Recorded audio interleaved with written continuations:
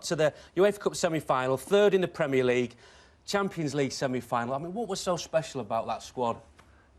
I know everyone says it, but we had a togetherness that we all worked hard for each other and looked after each other. And is that luck, though, that togetherness, or is it you know, do you have to work on it? I think they brought in, well, they got brought through at the right time, the younger players, because you had like the Woodgate, Harry Kewell, Smith, and obviously Ian Hart, and they all come through at the same time. And George Graham bedded them in and didn't go mad. And you had some experienced players like David Patty, Jason Wilcox, Nigel Martin, and so we had a good mixture. So do you think some of that the credit should go to George Graham then?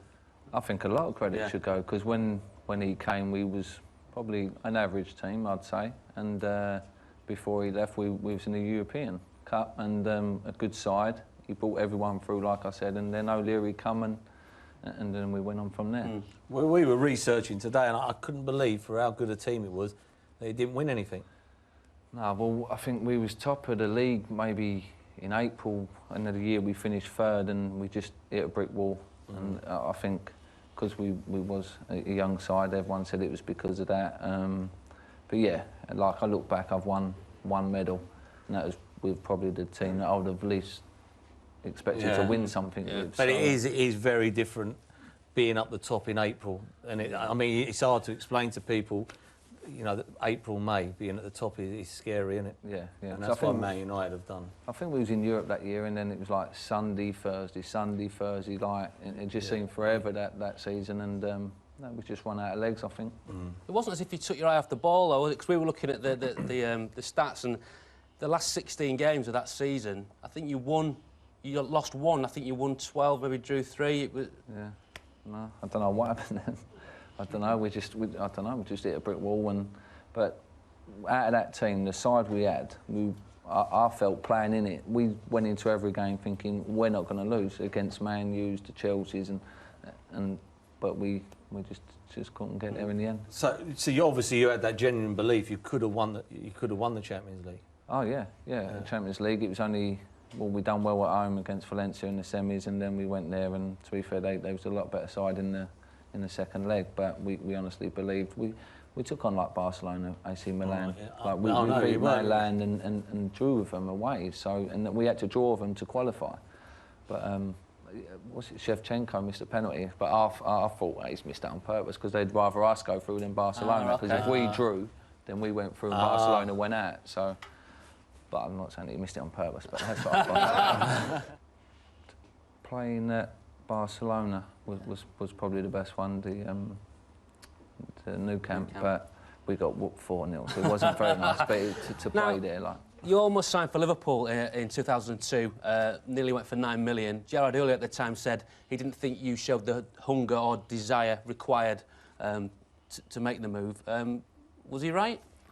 No, I wouldn't say that it was the hunger and the desire. I was halfway through the medical, and at the time it didn't feel right for me. I'd just been up Leeds for 6 years, and I still had a year to go. So I thought it wasn't right for me to do another. I'd have signed another 5 years up there, and like my family travelling back and forth. But that was my decision. I decided not to go, but he's obviously said that it was for hunger and desire, but it wasn't that. No. I just didn't feel it was right for me at the time. Do you look back loudly and think, I regret that? Yeah, I've been very fortunate. I've played for some great clubs, but I do look back now and think I should have given it a go. To be able to say you play for Liverpool, not many people have been that fortunate. So in that sense, then yeah, I think I should have gone there. Spain gave you your only England cap in a friendly against Portugal. Should you have had more? Yeah, well, that's not for me to say, but I think I deserve to have more. One cap wonder, but I done all right on that one game and set up the goal. So yeah, I was disappointed not to get more. Two very different stints at West Ham. Relegated in 2003, you stayed up against the odds in 2007. How much did it mean for you as a West Ham fan growing up to play for West Ham?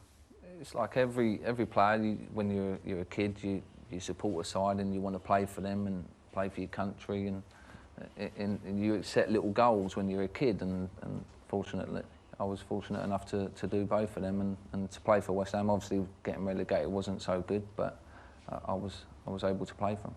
What was the feeling in the club with the players and everybody around when you signed Tevez and Mascherano, who at the time were like, wow? Yeah, we was the same. Wow, like why have they come to us? Exactly. You know, like we couldn't understand how they'd managed to get them to come to us. They must have had a pick, but they came and they didn't really play much, which surprised us. And like Mascherano, I think he went on Who kept Mascherano and Tevez out of the team then? We had Nigel Rio-Coker and Quasi in the centre midfield to keep Mascherano out. and then you had Bobby Zamora, and I can't think who was up front with him. Maybe Please say Pele. Dean. Dean. Dean Ashton. Dean Ashton. Dean Ashton was the other forward, I think. He would have been a very, very good player. But in training, like you could tell that there was a big difference. Yeah. But the manager went back to the side that got him up in the Premier League. He seemed to go back to that, and that's his decision.